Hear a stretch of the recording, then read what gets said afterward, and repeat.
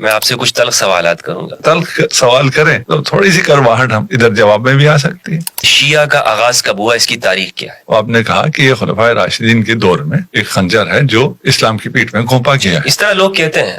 عبداللہ ابن سبا کے بارے میں. عبداللہ ابن سبا یہودی تھا, یمن سے آیا ہوا تھا. یمن سے آیا ہوا یہودی, اور یہودی نے یہ کام کیا. ہم کہہ رہے ہیں یہودیوں نے مسلمانوں کے اور رسول خدا کے خلاف ایک فرقہ لانچ کیا ہے. آپ کہہ رہے ہیں کہ یہودیوں نے خلفاء کے خلاف ایک فرقہ لانچ کیا ہے. حملہ ہوا رسول خدا, وہ جو واقع شق صدر کے تھے. اس زمانے میں اوپن ہارٹ سرجریز نہیں ہوتی تھی, اس لیے لوگوں کو پتہ نہیں تھا کہ پتہ نہیں اگر انسان کا سینہ چاک کیا جائے اس میں سے نکلتا ہوگا, سیاہ دبا ہوگا. اور نعوذ باللہ رسول خدا محمد مصطفیٰ صلی اللہ علیہ وآلہ وسلم کے بھی کچھ ایسے, میں آگے بول بھی نہیں سکتا, پتہ نہیں کیسے بیان کر دیا انہوں نے. یہودی نریشن ہے. یعنی آپ کا مطلب ہے کہ شیعہ رسول اللہ کے زمانے میں تھے؟ نہیں, زمانے میں تھے, کیا مطلب ہے؟ تشیع وہی دین ہے جو خدا نے نازل کیا ہے, جس پہ خدا راضی ہوا ہے. جس دین پہ خدا راضی ہوا ہے وہ دین اسلام ہے, اور وہ اسلام غدیری اسلام ہے, وہ تشیع کا اسلام. کس دن کیا ہوا ہے جو خدا راضی ہو گیا؟ جس دن کوئی دکھا سکنا چاہیے نا. الیوم اکملت لکم, بھائی کون سا حکم ہے جس سے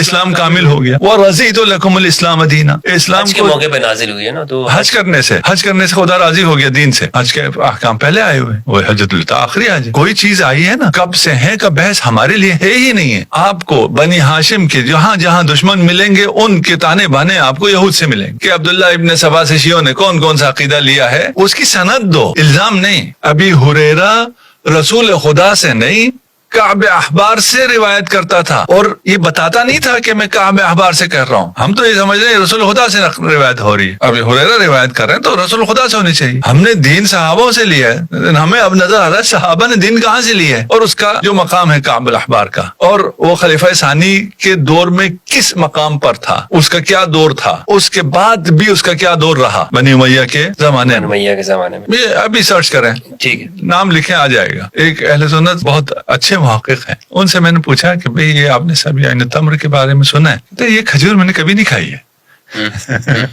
یہ سبی قیدی عین تمر کے قیدی, عین تمر کربلا کے قریب ایک گاؤں ہے.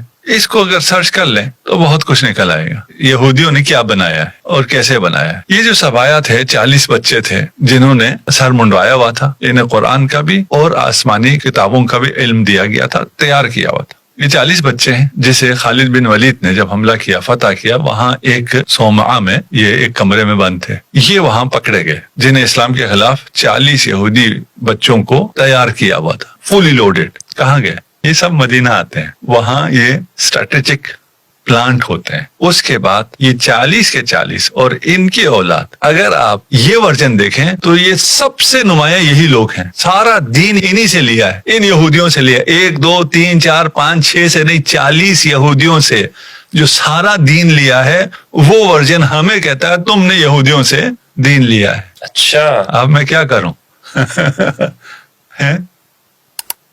ناطقہ اثر بغیر